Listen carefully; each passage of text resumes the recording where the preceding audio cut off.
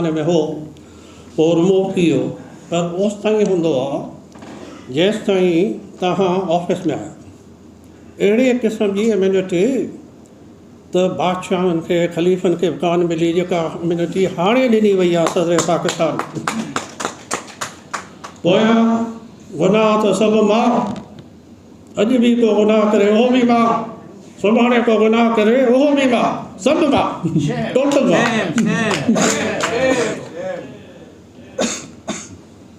त अहिड़ी क़िस्म जे 13 कूड़े केसनि में, बकरी केस में, मोटरसाइकिल केस में, चांवर फुर केस में, 1000 फुट प्लॉट जी बेमानी में कोट कोट जा चक्कर पियो खाए सदर साहब के फुली छूटा। अहिड़ी क़िस्म जी असांखे इम्यूनिटी क़बूल कोन्हे का।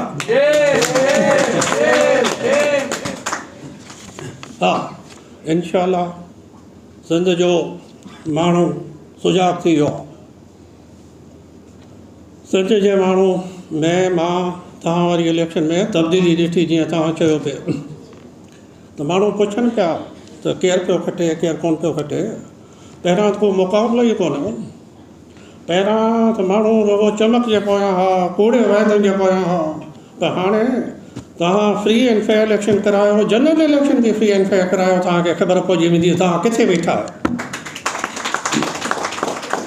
मां दावा सां थो चवां त अगरि फ्री एंड फेयर इलेक्शन थिए सिंध में त पीपल्स पार्टी 30 सैकड़ो खां वधीक वोटूं या सीटूं कोन खणी सघंदी, कोन खणी सघंदी।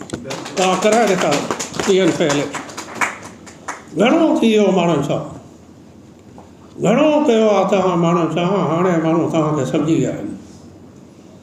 तव्हांजी सियासत वापारु आहे, तव्हांजी सियासत पैसो कमाइण वारो, तव्हांजी सियासत अवाम जी ख़िदमत करणु कोन्हे।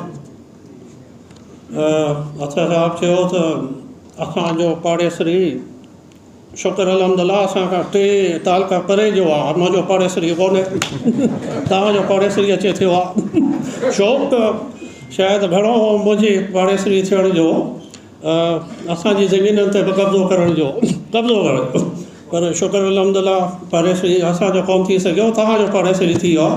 अलाह तव्हां ते ऐं लाड़काणे ते रहम कंदो। असां दुआऊं कयूं इंशाअल्लाह तव्हां ऐं असांजो कॉज़ गॾियल आहे। असां हमेशह हक़ ऐं सच सां गॾु रहिया आहियूं।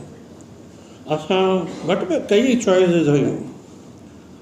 शुक्र अलहमदिल्ला मां 6-7 दफ़ा वधी थियो आहियां वफ़ाक़ में सूबे में।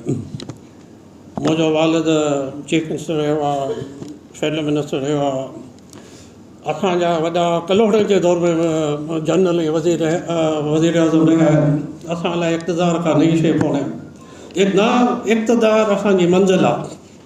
असांजी मंज़िल आहे त हक़ ऐं सच सां बीहबो ऐं ग़रीबनि जी ख़िदमत कबी, मसाइल हल कबा ऐं माण्हुनि सां गॾु हुजिबो। पोइ इक़्तिदार में हुजूं, रेल में हुजूं, जेल में हुजूं, जेको नसीब में हुजूं उन खे मोड़ ॾिबो। तव्हां सभिनी दोस्तनि जी वॾी महिरबानी।